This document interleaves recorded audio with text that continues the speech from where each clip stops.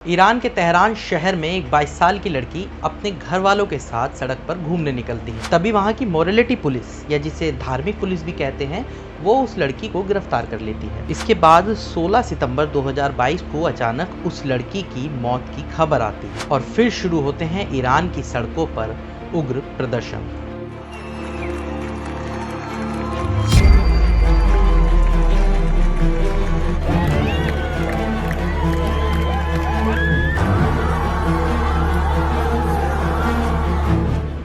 नमस्कार, मैं शुभम और आप देख रहे हैं मनी कंट्रोल हिंदी। आज हम बात करने जा रहे हैं ईरान में हिजाब के विरोध में हो रहे हिंसक प्रदर्शनों की। अभी जिस लड़की का जिक्र हमने किया उसका नाम था महसा अमीनी। अमीनी को ईरान की मोरालिटी पुलिस ने सिर्फ इसलिए गिरफ्तार किया क्योंकि उन्होंने हिजाब से अपने सिर को सही ढंग से नहीं ढका था।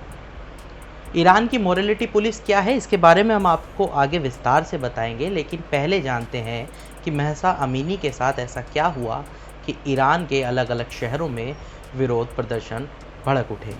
आरोप है कि पुलिस ने गिरफ्तारी के बाद अमीनी के साथ वैन में मारपीट की थी। इसके बाद उनकी हालत इतनी बिगड़ गई कि वे कोमा में चली गई। गिरफ्तारी के दौरान उनकी पुलिस के साथ झड़प के कई वीडियो सोशल मीडिया पर वायरल भी हैं। हालांकि पुलिस का कहना यह है कि अमीनी की मौत अचानक से दिल का दौरा पड़ने से हुई है, जबकि उनके परिवार ने कहा कि उनकी लड़की को पहले कभी भी दिल की कोई बीमारी नहीं थी और उसकी मौत की जिम्मेदार सीधे सीधे पुलिस है। महसा की मौत के बाद कुर्दिस्तान से लेकर तेहरान तक देश के अलग अलग इलाकों में विरोध प्रदर्शन भड़क गए। इन प्रदर्शनों में महिलाओं ने बढ़ चढ़ कर हिस्सा लिया और खुलेआम हिजाब की होली तक जला दी।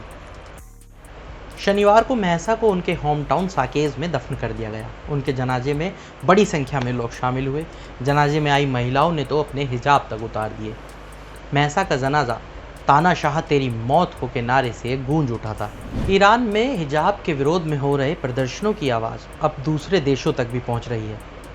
शायद अंतर्राष्ट्रीय स्तर पर हो रही निंदा के चलते ही ईरान के कट्टरपंथी राष्ट्रपति इब्राहिम रईसी ने गृह मंत्रालय को आदेश दिया कि वह खुद महसा की मौत की जांच करे।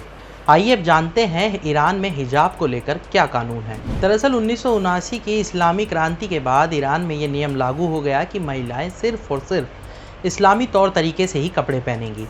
इसके लिए महिलाएं एक ऐसी चादर ओढ़ें जिससे उनका पूरा शरीर ढक सके और साथ ही साथ हेड स्कार्फ, हिजाब या बुर्का भी पहने। पिछले कुछ सालों में ईरान में हिजाब को लेकर बने इतने सख्त नियमों के खिलाफ कई तरह के अभियान चले, लेकिन ईरान की धार्मिक पुलिस ने इसे ड्रेस कोड का उल्लंघन बताकर उनके खिलाफ कड़ी कार्रवाई की, जिसके खिलाफ पहले भी कई तरह के प्रदर्शन होते रहे हैं। अब आते हैं ईरान की मोरालिटी पुलिस पर। इस्लामी क्रांति के बाद से ही ईरान में सामाजिक मुद्दों को निपटाने के लिए मोरालिटी पुलिस मौजूद रही। महिलाओं के हिजाब से लेकर पुरुषों और औरतों के बीच क्या पाबंदियां रहेंगी, ऐसे मामले मोरालिटी पुलिस ही देखती आई है। महसा को जिस सरकारी विभाग ने गिरफ्तार किया था उसका नाम है गश्त-ए-इरशाद। वो भी एक मोरालिटी पुलिस ही है। इसका काम ईरान में इस्लाम के कायदे कानून को सख्ती से लागू कराने का है। अगर कोई इस्लामी तौर तरीकों का उल्लंघन करता पाया गया तो गश्त-ए-इरशाद के पास इतनी पावर है कि वो किसी को भी फटकार लगा सकता है। साथ ही साथ सार्वजनिक तौर पर वो किसी को गिरफ्तार तक कर सकता है। एक तथ्य ये भी है कि गश्त-ए-इरशाद के अलावा ईरान की सरकार के 26 विभाग ऐसे हैं जो देश में हिजाब को बढ़ावा देने के लिए काम करते हैं।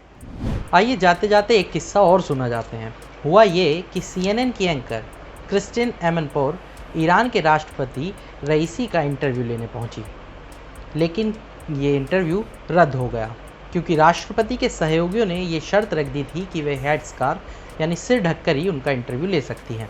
पत्रकार ने बताया कि राष्ट्रपति के सहयोगियों ने कहा कि अगर वे हेड स्कार्फ नहीं पहनेंगी तो ये इंटरव्यू नहीं होगा, क्योंकि ये उनके सम्मान का सवाल है। इसके बाद क्रिस्टीन वहाँ से वापस लौट आई। तमाम ऐसी खबरों के लिए जुड़े रहिए मनी कंट्रोल हिंदी के साथ। धन्यवाद।